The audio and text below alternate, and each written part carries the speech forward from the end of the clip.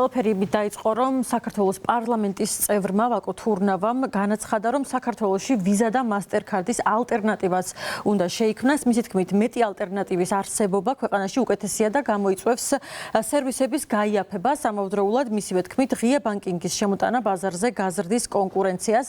ვაკო თურნავა ასევე ამბობს იმასაც, რომ ვიზა და მასტერკარდის 100 მილიონი ლარი საკომისიო აქვს ქვეყნიდან გატანილი და ასევე ის დაინტერესდა იმით, თუ როგორ იმოქმედებს ღია ბანკინგი ბარათებთან დაკავშირებულ საკომისიოებზე. დასვა კითხვა, გამოიწვევს თუ არა ღია ბანკინგის ჩართვა იმას, რომ ქვეყნიდან ეს თანხა აღარ გავა და პირიქით ქვეყნის ეკონომიკაში დატრიალდება და სწორედ ამასთან დაკავშირებით ეროვნული ბანკის ვიცე-პრეზიდენტმა ეკატერინე გალდავამ უპასუხა, რომ ეროვნულ ბანკში უკვე ცდილობენ საბარათე ბიზნესზე დამოკიდებულება შეამცირონ. ამავდროულად ეკატერინე გალდავამ ვაკო თურნავას უპასუხა, რომ მოსახლეობა უნდა გადავიდეს ანგარიშის უფრო კარგ მფლობელობაზე, უნდა ესმოდეთ მათ, რომ ანგარიშის გამოყენება უფრო უსაფრთხო იქნება და ამავდროულად ეკატერინე გალდავა აცხადებს იმასაც, რომ არ არის საჭირო მოქალაქეებს ყველგან ბარათი ჰქონდეთ. სწორედ ამ განცხადებებს მოყვა საკმაოდ დიდი შეშფოთება სოციალურ ქსელში.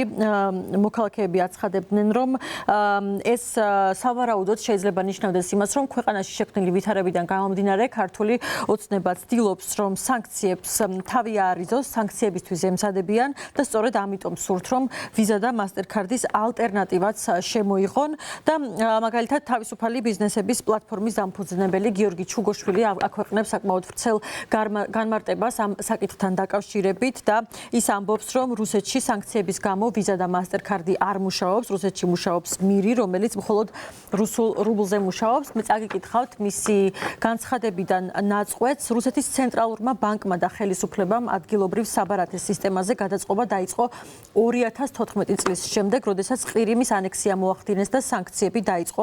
თან ზუსტად იცოდნენ, რას აპირებდნენ უკრაინაში და ფინანსური სანქციები იყო გარდაუვალი, ამიტომ მოემზადნენ. ის ფაქტი, რომ დღეს ეროვნული ბანკი და ზოგიერთი დეპუტატი საუბრობს, რომ ვიზა და მასტერკარდს ბევრი ფული გააქვს საქართველოდან, ემსახურება მხოლოდ ერთ მიზანს, შეგამზადონ, რომ მოსალოდნელია ფინანსური სანქციები და ამის ეშინიათ, წერს გიორგი ჩუგოშვილი სოციალურ ქსელში. ასევე ის აღწერს ყველაზე ცუდ სცენარს, რაც შეიძლება მოხდეს ქვეყანაში.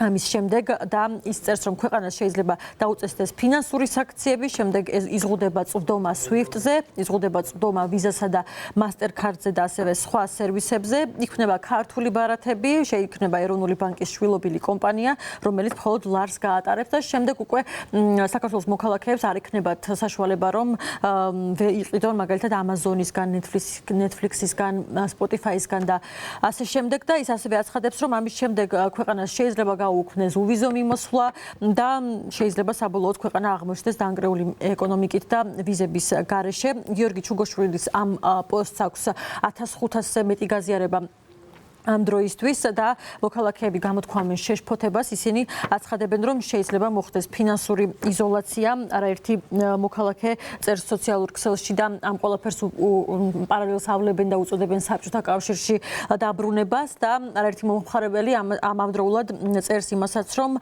საერთაშორისო გადარიცხვები შეწყდება და ვერ მოხდება თანხის მიღება და გაგზავნა უცხოეთიდან საბანკო ბარათებით და ასევე ისინი ამბობენ, რომ საზღვარგარეთ წასვლა და იქ ფულის გამოყენება პრაქტიკულად იქნება შეუძლებელი და სწორედ საზოგადოების ამ შეშფოთებას შემდეგ უკვე მოყვა ეროვნული ბანკის განცხადება, სადაც ისინი განმარტავენ თუ რა ხდება სინამდვილეში. ეროვნული ბანკი აცხადებს, რომ ის ფაქტი, რომ ვიზა და მასტერკარდზე წვდომა შეიზღუდება, არის დეზინფორმაცია და ეროვნული ბანკი აცხადებს, რომ არასაბარათე და ტრადიციული საბარათე საგადახდო სქემები საქართველოში ისევე როგორც მსოფლიოს წამყვან ქვეყნებში იმუშავებს ერთმანეთის პარალელურად, რაც შექმნის საგადახდო სფეროში მეტ კონკურენციას და უზრუნველყოფს მომსახურების ფართო არჩევანს მომხმარებლისთვის და ასევე ეროვნული ბანკის განცხადებაში ვკითხულობთ, რომ ახალი საგადახდო სისტემა იმუშავებს საერთაშორისო სტანდარტის საფუძველზე და თავსებადია ევროს ერთიანი საგადახდო სივრცის სქემებთან, რაც საშუალებას მისცემს ეროვნულ ბანკს, რომ გეოგრაფიულ არეალში საქართველოს გაწევრიანების შემდეგ განახორციელონ ქვეყნის საგადახდო სისტემის ევროპულ საგადახდო სისტემასთან ინტეგრაცია. ვკითხულობთ ეროვნული ბანკის განცხადებაში.